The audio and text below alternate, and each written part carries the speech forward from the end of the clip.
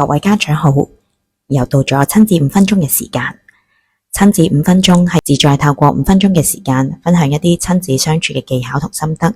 讓我哋成為各位家長喺育兒路上嘅支持同埋陪伴。我係呢個節目嘅主持人 Lumi。相信家長喺教養子女上咧，每一日都會遇到好多嘅問題，需要思考，需要應對，需要諗方法去解決喎。就好似我每一日咧都要花好多時間去關顧、催促自己嘅小朋友去完成恆常嘅安排啦、自理啦、學業同埋課外活動咁。有時咧呢啲事情真係會花好多時間去處理噶，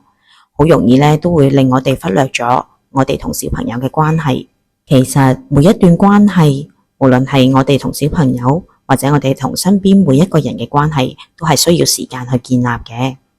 試諗下，你同朋友之間嘅關係都唔係一朝一夕自己生成噶。有時我哋會因為呢份關係嘅緊密程度，都會令大家嘅包容度提高，解決問題咧嚟得更加簡單。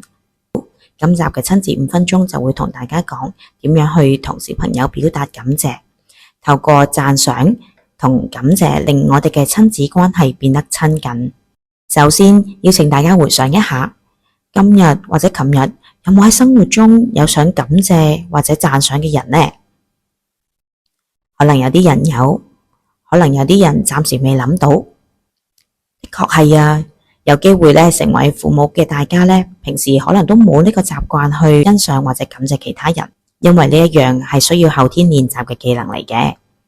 而喺小朋友身上，我哋點樣可以用到呢一樣技能呢？表達對佢哋嘅欣賞同埋感謝。第一個場景咧，我哋可以關注喺佢哋嘅成就上面。譬如話，平時着衫好拖拉，做嘢咪咪摸摸嘅小朋友咧，今日佢着得好快喎，完成所有嘢嘅速度咧都有所進步。咁就可以話：阿仔啊，哇！你今日咧着衫真係好快喎，又好好咁執好自己嘅物品啦，去準備返學。媽咪爸爸見到咧好開心喎。又或者上一集我哋提到嘅展現信心，就係俾孩子鼓勵同埋信心去解決問題之後咧，咁我哋都可以講：爹哋媽咪見到你好努力去解決問題啊，好欣賞咧你有呢個諗法。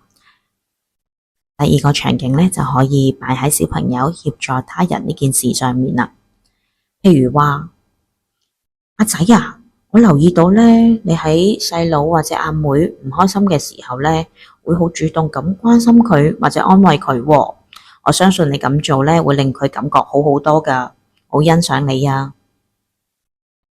阿仔阿女，多謝你今日見到咧，爹哋媽咪好忙啊，好主動咧幫我哋擺好晚餐嘅餐具同埋碗筷啊，我哋好開心，我哋好欣賞你啊！邀請各位家長由今日開始，每一日咧都可以發掘一件事去欣賞同埋感謝小朋友嘅。呢件事咧，小朋友未必做到好好啦，或者好完美嘅，但係在於你睇到小朋友嘅進步同埋佢哋願意幫助他人嘅心。你對小朋友嘅欣賞、稱讚同埋肯定咧，其實有助於拉近你同小朋友嘅關係噶。相信大家養成咗呢個習慣之後咧，除咗同小朋友嘅關係變得更加正向，其實都會有其他連帶效果噶喎，令到我哋嘅小朋友更加有信心啦，有能力感，亦都更加樂於去幫助其他人嘅。當家長已經有能力去讚賞同埋感謝小朋友嘅時候咧，亦都可以邀請小朋友每一日或者每個星期去讚賞或者感謝自己嘅屋企人噶喎。只要經常練習，經常去分享咧，相信可以幫助屋企每個人咧都培養出感恩嘅態度。咁呢一種方式咧，其實唔單止可以用講嘅，仲可以用寫噶。小朋友咧有時都會好中意寫啲小紙條啊，或者畫畫去表達對屋企人嘅謝意嘅。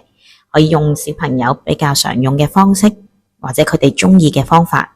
等佢哋咧都建立好呢個良好嘅習慣，亦都學識咧喺其他人身上發掘優點，並且可以講到正向嘅說話，咁就可以營造屋企嘅正向氛圍啦。記住啊，讚賞同感謝嘅態度咧唔會自然產生嘅，佢必須要靠每一日嘅練習先可以養成呢個習慣。今集嘅親子5分鐘嘅時間又差唔多啦。如果大家想繼續知道多啲關於親子相處嘅技巧同心得，就繼續留意我哋嘅下集再見。